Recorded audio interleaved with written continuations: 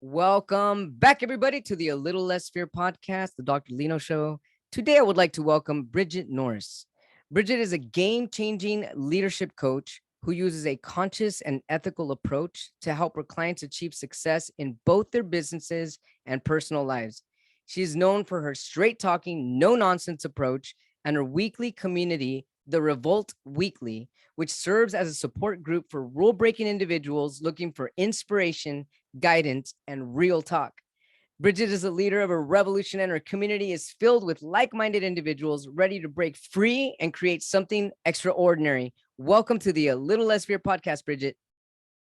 Thank you. I'm so excited. So happy to be here. Thank you so much. So, hey, tell us about your journey. What brought you to where you are currently? Oh my goodness. Like when you're just explaining me your journey, some of the things that I never actually openly talk about unless somehow it comes up on a podcast is the idea of it really starts when we're so young, and your little less fear kind of plays into my entire life. I'm a huge proponent of everything that happens in your life. That's good, that's bad. It's for a reason, and it gets you to where you're supposed to be if you use it in the way that it benefits you. We sometimes, obviously we go backwards, but so the long and the short version of how I got to where I am is, I started out in corporate like every other, human doing everything we're told to do, moving up the ladder, and had the chance to kind of step back. And I have a now 24-year-old, but he was 5 at the time, and kind of play the soccer mom role, which is something I never knew I was going to have the chance prior to that as a single mom to do. And I did it. And then all of a sudden, and of course I always say this, all of a sudden I woke up and he was 15 and he didn't need his mommy anymore. And I had no idea what I was going to do with my life. I had no clue. Like, corporate was over for me. I didn't have anything. So I got online and I started off like a million other people, like, oh, okay, here's network marketing. What is this? I tried, 7 of those, and I'm horrible at that because I like to help people based on what I think is best for them, not based on something that I'm supposed to be telling them. So that never worked for me. I opened up a gym, an actual physical brick and mortar gym for women, teaching strength and confidence. And I loved it. It just took up so much of my time. I didn't realize how much that took, how much it took out of you. And at one point in time, one of my clients said to me, it kind of feels like you're a life coach. And I'm like, what is that? Yeah. What does that mean? I need to Google that immediately. I went home and I'm like, oh my God, this is real. Like, people are doing this for real and virtually. And I'm like, this is a thing. And so yeah. I'm like, so started the journey of, getting online and, jumping into it, being myself, doing what I needed to do. And I think I came right out of the chute, as I am. This is who I am. This is what I say, take it or leave it.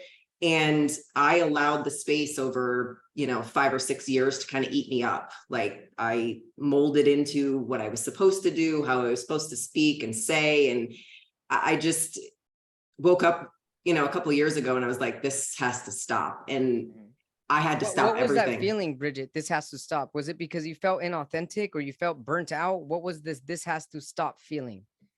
It was all of that. Like, I knew I was just tired of all of it. I was tired of the social media. I was tired of pretending. I was tired of trying to speak in a way that wasn't authentic to me. I was tired of doing things in a way that somebody told me I had to do them because this is the structure of building a business online. And I just was like, if this is what this is, I'm not interested in this. I'll go back to corporate. I know exactly what that feels like and how I can be in control of that.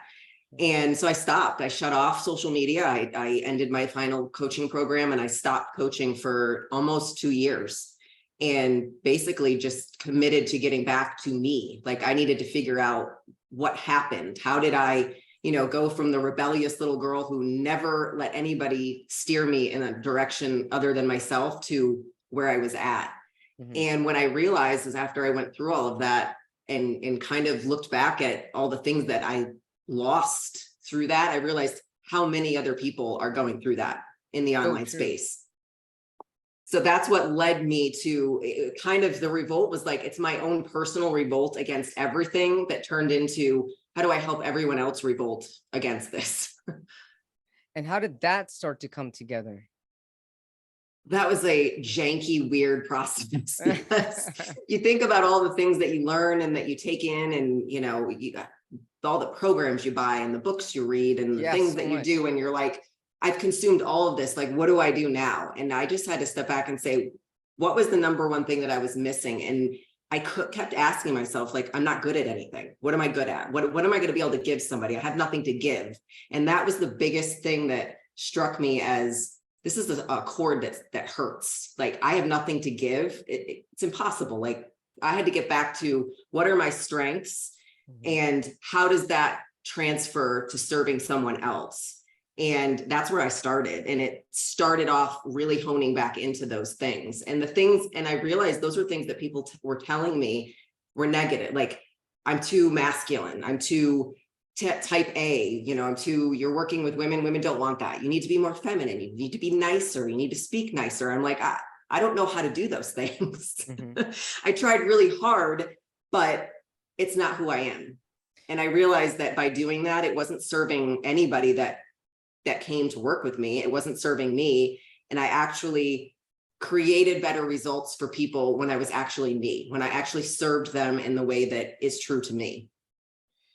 Bridgit, thank you for that. Earlier, you were saying right now before what you created something being true to yourself. Before you created something true to yourself, you were in this self-limiting thoughts that you weren't good enough. And then you questioned afterwards, what are my strengths? How did you jump from limiting beliefs to a question that opened up a path to you? A lot of, you know, that's nobody's ever asked me that question ever. So it's really good question, but it was a lot of, I mean, I think it's why it took as long as it did. It's not like something that you can just, here's a 3-step process to figuring out how to go from here to there. But for me, it was really stepping back and going, you know, I had a very tough life growing up. I moved out when I was 12. Like, I have been living, you know, all over on my own since I was 12 years old. And I thought, what would that 12-year-old girl do at that point? The one that nobody could, you know, take anything away from her. She was strong. She was confident. She knew exactly what she could give to the world, and she didn't let anybody take anything from that. And I kind of started going back to that and asking, I never thought about those things when I was 12. I never thought I wasn't good enough. You know, I grew up in a trailer park on food stamps, and nobody could tell me I wasn't good enough. I was, you know, in the popular crowd in school because I decided that didn't matter. And so I just kept looking at that going, I don't understand how I got to this place. I don't understand how I allowed in online, not even real people, you know, not to say it's not real, but like in real life, people doing that to me. And I had to take this, I literally took it back to when I was 12.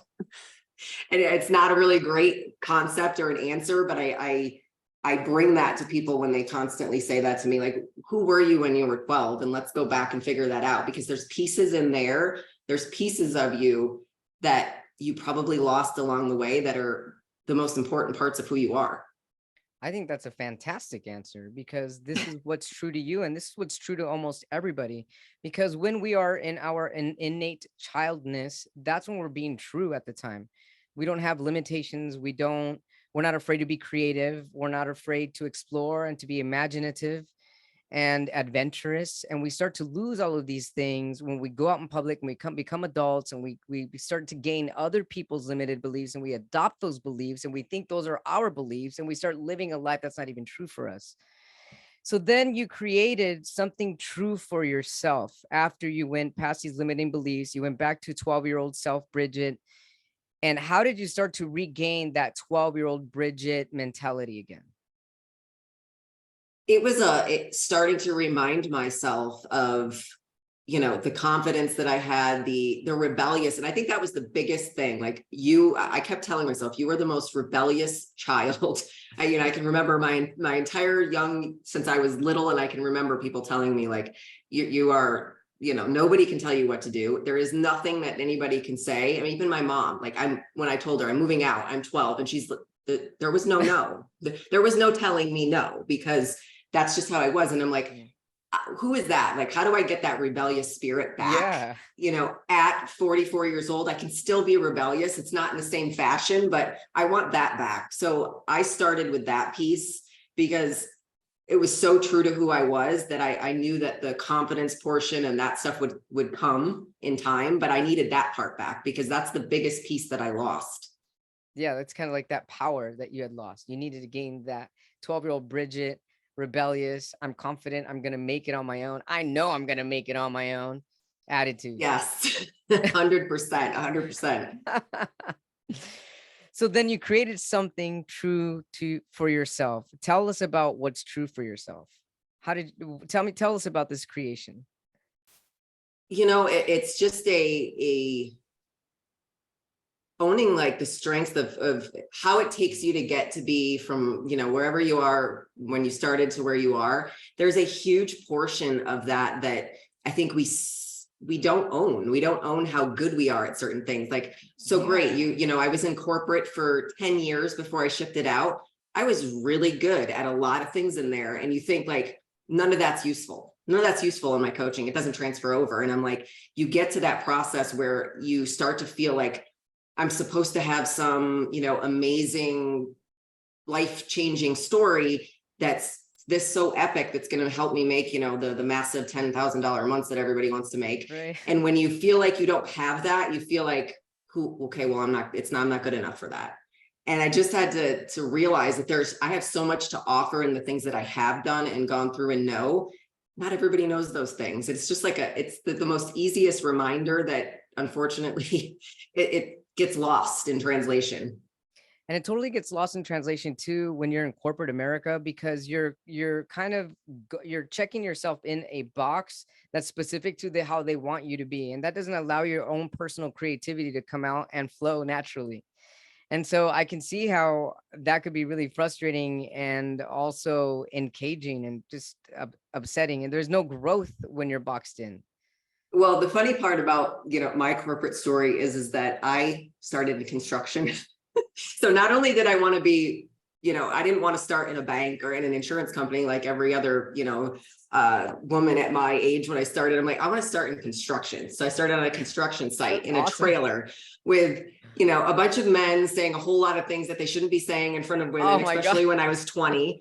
And I'm like, this is what I'm doing. And when you push back and say, I can't do it, I push harder. And that's kind of the environment that I pushed myself through. And I got lucky on a lot of levels with having mentors that allowed me to, what do you want to be? Where do you want to go here? And what do you want to do? Make it happen, because that was the personality. So I got lucky on that end. But I would say that the stuffiness of corporate, it was definitely there for other people. I think it's who you are and how you can make it work for you. I think you can go anywhere you want to go, but you got to be willing to do it. It's a little scary sometimes, especially when you're a chick in a room full of dudes that have oh my gosh, that don't say much about, oh God, it was interesting. Talk about having to gain some thick skin. Oh, 100%. And I think it's the learning how to talk to people and understanding that. And part of it was really, once I got to a level of, and I think this can apply to anything, once you get to a level of owning and knowing that you know what you're talking about, there is no allowing somebody to step over you and, speak over you and not exude your confidence in that, because I know exactly what I'm talking about. Right. Exactly. And so I remind people of that. If you need to be reminded because you think that because I'm a woman, I don't know the answer, I probably know more than you. And I've said that to a lot of people. But I think that position really kind of, I didn't realize it then, but like it was totally who I was. It was totally who I was when I was a kid. Like that is exactly why I was in that. Like, yeah. So I never really had a lot of female friends. And so like, this was like normal for me. I'm like, this is great. It's interesting, Bridgit, you went from like working with a bunch of men to now working with pure women. I know. Tell us about this transition. I mean, what is it like now just working with just women and finding your voice in this new feminine divine energy that you're in? So it's been a little bit of a shift. In the first instance, I started out speaking to women exactly the way I would speak to any other person I would speak to, you know, corporate men, it didn't really matter. And it worked in the beginning. And then, excuse me, I had people tell me that that doesn't work, right? You need to be, everybody wants to be in the divine and the feminine and all this. And so I tried that. And oddly enough, I really didn't get a lot of clients during that time. Like, I think you can just tell I don't exude that. And when you try to revert to those things, I'm not even gonna lie, I took self-love certification. I took like all of these things that I think definitely helped me. So I don't regret them, but they weren't something I could teach. I mean, the first time a girl, you know, I got on the phone and she started crying, I had no idea what to do. Like, I don't know what to do here. I'm like, I feel really bad. I'm like, I'm not an emotional I grew up, you know, we don't cry, that type of thing. So I'm like, oh crap. Like, am I going to be able to do this? I didn't know what the hell to do. Yeah. I'm like, so I just kind of sat there and I thought, okay, well, you know, and I have a boy, so I didn't even raise a girl. So I'm like totally wrong. Yeah. And so that was the hard part. And it kind of evolved back into realizing that I can be both. You know, I can have that empathy for people and still have my strong, this is what we're doing personality, because far too often people spend too much time in the woe is me empathy section of where we're at, and they don't get out of it. And that's the push that they need. And I think somebody reminded me at some point that, you know, it's you're just, you know, just on the edge of being too much of what I would normally hire, but that's where I'm at in my life right now. It's what I need. Like, I can't have any more people like surrounding me telling me it's okay, you don't have to do anything. And that's not who I am. Like, we can't stay in that spot. So I just kind of evolved into that. And oddly enough, over the last 4 months, I've been working with men who are attorneys, who I actually laughed on a call with one of them. And I said, I kind of feel like I should have been working with men all along. You guys are so much easier. Like, this is like 10 times easier. Like, we talk, I tell you what to do, you do it, you come back, and then we go over it. There isn't any, you know, of the stuff in between. So that's kind of the evolution. It's kind of the evolution, because some people don't want to hear the hard things. And, you know, men are like, whatever, like, I could be mad at you, but I'm going to still do what I need to do. And I'm going to come back and we're going to have the conversation. So but that's kind of the evolution. You have found your voice within your evolution of working with women. So what about working with women are you passionate about? The biggest part of working with women is because I want to see more women get back to that, you know, rebellious little, like, you know, being able to speak out with freedom, being able to be who you are, being able to own the strengths that you have that don't look like anyone else. There's too much same copycat, carbon copies of everything. And the more we can get people back to kind of understanding that the little nuances that you think are nothing that we might talk about in a call are the things that I pull out, and get you to understand that this is like the most important piece about you. How do we weave this back into you, weave this back into your work? So that's been the biggest part. I like to see that, you know, evolution of, you know, them exuding the confidence to be like, I just get to be who I am, and that's enough. Yes, like, that's it. That's not that it's enough. That's it. That's the only option. I love this. So basically what I'm feeling here from what you're saying is that you're allowing women to step into that energy that's going to give them their own personal voice, so that they can hear themselves, feel themselves, and project that on into the world and exude confidence from there on forward. Yes. And I think it's also the idea of bringing in when we talk about like the feminine masculine energy, bringing in the masculine energy and saying, like, whatever it is that you are there, that energy is still needed. You still have to execute on what we're saying. Like, we can't just have fluffy conversations and that be enough. That's not enough. Like, that's kind of, to me, some of the things that the online space has brought up. Like, it's a lot of fluff and a lot of talk and no action. Exactly. And that's so true, because the ebb and flow in life is both energies, masculine and feminine energies, all around, not just with humans, but with animals, and just the interactions and connections. You need that ebb and flow in order for you to really step into your full power. That's really beautiful that you're doing 100%. this. So I noticed that it says here, strategies for conscious disruptors. What's a conscious disruptor? So this is the conscious part really for me is been a lot of the evolution of going through the online space and the ability for people to not understand how to be a conscious person, being conscious of other people, their feelings, their needs, their desires, their wants, only, creating offers that only somebody that makes, $1 million can afford. There's the people that, there's too much space between the top and the bottom that there's no service of that. So I think that people being more conscious of being able to be open to provide things to more people is part of the conscious part. I have a hard time with people making millions of dollars off the backs of someone else when they get no results from it. So that's kind of a lot of pushback from the unethical part of that is the conscious part of that. But the disruptor part is, I want people to, whatever it is that you do, I want you to disrupt that industry. I want you to speak on everything that you feel about it, and the things that you want to push back against, the things that you don't believe, the things that you need to be shifted. The disrupting part of it is just the norms, they need to go. Like, there is no norms. We create our own. So Exactly. I think the more we can disrupt what's out there, the better every industry is.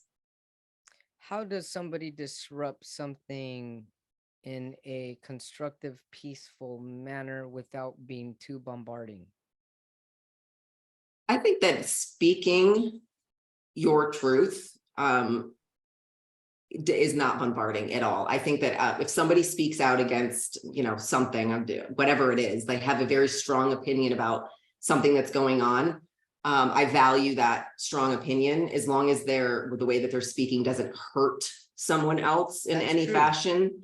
I value the conversation. So when I put out a piece of content that maybe a little bit, people are going to like it, some people aren't, some people are going to have some major things to say. I do that with the fact of, I want the conversation. I want everybody to have a voice, and everybody, there is no right or wrong. There's no, because this is my point of view, that your point of view is wrong. Right. The more that we have those conversations, the better. And I think that that's also something that's lacking, in the conscious part of the online space. It's this is what I say, and so this is the facts. And I'm like, it's not the facts. It's not, like, this is my beliefs. Right. It's not the facts. I know. So I like that, the part of just showing up in that fashion. And I think sometimes it's hard, and I've had many women be very fearful of saying something that when they say it to me, and I'm like, that's really not that disruptive. That's just your point of view, but they're so scared to say it. And I'm like, but what if somebody says something back? And I'm like, that's great. It starts a conversation.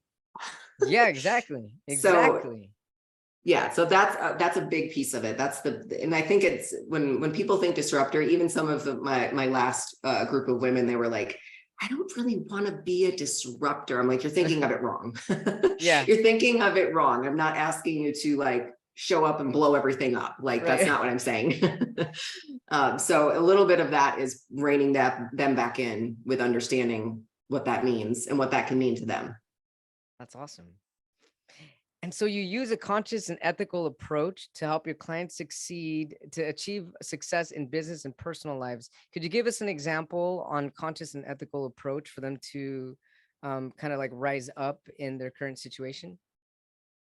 So for me, for me and my business, it's on a certain amount of levels of, as far as conscious and ethical, being costs, being access, being, I am not a person who, I have clients from 6 years ago that still reach out to me on Facebook when they have a question or I don't deny people of that. I'm a person that if you're going to work with people and you're going to try to help them change their lives, you're building a relationship that's forever. And saying because you don't pay me means I'm not going to answer you. I'm totally against that. I don't believe people taking advantage, obviously, but there is a level missing of the relationship aspect when you are working in that deep level with people. I think that it's different if you're just giving them here's a blueprint to create a Facebook ad. That's, totally different than working on a level of saying we're transforming lives and businesses. I think there needs to be a stronger connection with people and relationships with people. Yeah, humanitarian. I love that. Yeah, I'm probably never going to be a gazillionaire because of that, but I mean, that's Hey, who you I am. never And I know. think, I You think never know.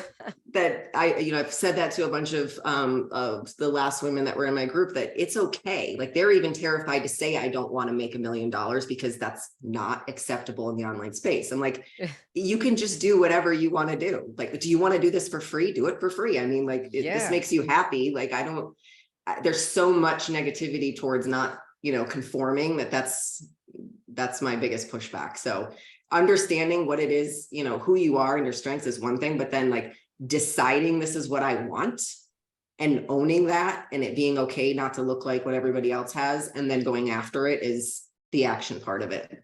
definitely. I love that. So you have a weekly community support group called the Revolt Weekly. Tell us about the support group. I love that name, by the way, the Revolt Weekly. That's awesome. That's just that's a space for kind of I took it off of being in a Facebook group, being on a network, and being on a social media platform, and into the email aspect, and that may change later depending on all the new things that come out, but getting people away from the platforms initially were a big deal to me. And in an email where you can just open it up, you can read the words that I have to say, and they're strong words that I don't want to be scripted and put off Facebook and having to say things in a certain way in social media so that it's okay to post things. Like, I say the things that I would say if my best friend was sitting next to me, in the same fashion. And I want that to be a place where, if there's a response, they can respond in any way, shape, or form. And there isn't there's going to be nothing that comes back. There's no blowback from whatever you have to say to me is fine. And I that doesn't happen on social media. And I think, that's part of the reason that I took it into the email. I mean, and again, I like the community aspect, and I think we'll be bringing some more into that with just, coming live on a call and, having everybody speak in that fashion. I think will be fun now that we're moving, back into trying to like see people in person and do those things. I think that's coming, but initially that was the entire aspect of it. I just wanted people away from the drama, the What kinds drama of on the things platforms. do people share in the support group? A lot of it is, a lot of the responses I get from people that have just been in my world for a long time are usually like the same things. Like, I'm so glad you said that. Like, I wish I could say that out loud. And then usually I have to like respond to them like, how can you say exactly what I said in a way that feels true to you out loud, that you're Right. comfortable with? Like, how do we In your start own with words. that? Yes. How do we start baby? And I even tell them like, let's start baby steps. Like, what's the easiest way the most comfortable thing that you can do? And if you don't like, going live, or you don't like being live, or you don't like speaking, how can you write? Like, can you get on a place where you can write your own articles? Can you, helping them find that aspect so that they can think, the more you keep your words and your expressions and the things that you need to say inside, and you can't bring them out, I think the worse that it gets, and the worse the cycle that you're on never seems to end. So I mean, if you don't like this, my last client, I don't like really speaking and being on podcasts. Great. You like writing, go on Medium, create a place that you can go on Medium and create articles for people. Like, choose that. And then it's the exact opposite. I have someone who loves to talk, and all she wants to do is talk. And I'm like, great, create a Netflix podcast episode. I'm like, let's create a Netflix series where you drop it like Netflix. We'll just give them all these ideas to like, and you can just see their eyes open, like glow, like, oh my God, I can actually do that. I'm like, you can do anything you want. Yeah. We just have to decide what that is and what feels good to you. Because if it doesn't, and you try to do something that somebody else dictates, if I try to tell you to write, but you love podcasting, you're going to be like, ugh, I'm not doing that. Yeah. Forget it. Or I'll pretend I do it for once or twice, and then you don't follow through. I'm like, that completely, kills it kills the whole point of you growing, but it also kills you on the inside. I think it kills the desire to keep moving forward. And usually when somebody doesn't move forward, and that's usually because that's not their true voice, and they're just kind of still going with what they think they should be doing or what they've been told. So they're trying it out, but they're not really feeling it's not really true to them. 100%. Like, I need to post every single day and my content needs, and you're like, I don't have that much content because the stuff I create, it comes up when I'm emotionally feeling it. And I'm like, so then why are you creating every day? Somebody told me that's what I needed to do. And I'm like, that's not what you need to do. Like, what you need to do is what feels good to you, and because that one thing that comes out of you could be the most powerful thing that everybody needed to hear all week. And nobody cares about all the other stuff that you pretended that you needed to type the rest of the week. Like, you're missing the idea of it. And then when you start going down that rabbit hole, it really starts to take your energy out. It sucks you out. You start to get tired, and it could be a domino effect of negativity in the end, which is why it's important to do what you're doing, which is really incredible. You're inspiring these women to find their inner voice in order for them to uplift their own inner joy, self-motivate, proclaim who they are and their voice, and just keep going from there and keep climbing. And just, that's really beautiful, Bridgit. I love it.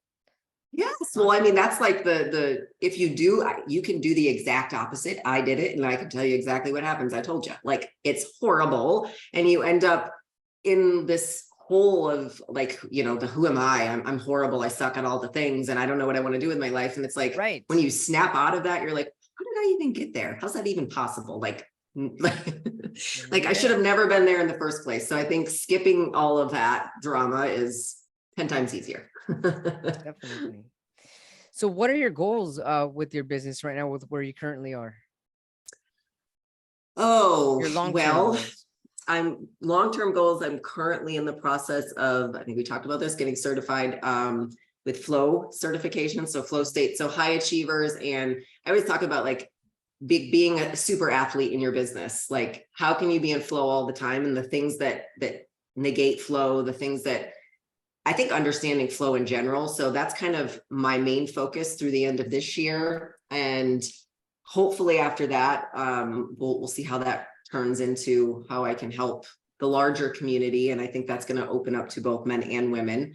And then I do have the REVOLT, which is the REVOLT program, which is a 10-week program that is solely right now for women. So I'll keep running that because the results are great. And the group of women, I keep them in there forever. So we have, after the 10 weeks, we have monthly calls that I get to keep up with them, make sure that they are still moving forward, that they don't need anything. So that's kind of where I'm at. I think I'm in the process of talking about writing a book. Awesome. But I don't know if I'm going to get to that. Like, I keep saying I'm going to get to that this year, and I keep putting it off. So we'll see. We'll see how that goes. I'm sure you'll get into that once you get into a specific flow state and just continue with the pool of that energy. And then once you get in that energy, you'll be nonstop. I'm certain you'll create that book. I'm sure you will. Yes, it's been on the list forever. So I can't continue to, not do the things that I say I'm going to do, because that's not what I'm telling everyone else. So I have that in my head. Like, it's on my calendar. I'm focusing on it, but you're right. I have to commit to that. Bridgit, tell us a success story from one of your clients. Oh, good Lord. Let me think. Well, I have one that actually has been with me since, quite literally, she was in the first program I ever launched, ever. I have no idea what I was doing. And she's kind of stuck with me and flowed in and out of a lot of things that I've had, but she's an amazing photographer, and she has always wanted to coach, and she has a lot of different things that happened in her life. And so after the last time we worked together, she actually reopened her photography business where she moved. She lost 60 pounds. And then I know, it's amazing. And then she opened up her coaching business, and it's sex coaching, which is like such a hard thing for her to have been able to say and do. She's been talking about it forever. And it's how it fits in her life was odd, and she wasn't sure how to speak about it. And, she does boudoir photos and stuff. So for me, it's been an amazing evolution. So that's it, knowing somebody as long as I have, and knowing her story and the evolution that she's gone through in the past 6 years, to me, that's, I love that aspect. And I hope that everybody that is in my world stays in there as long, so that I can track them forever. I can assume that also helps you evolve as well. When you're seeing your clients evolve and what an impact your voice made on them, I can assume and I can feel that probably helps you elevate yourself as well.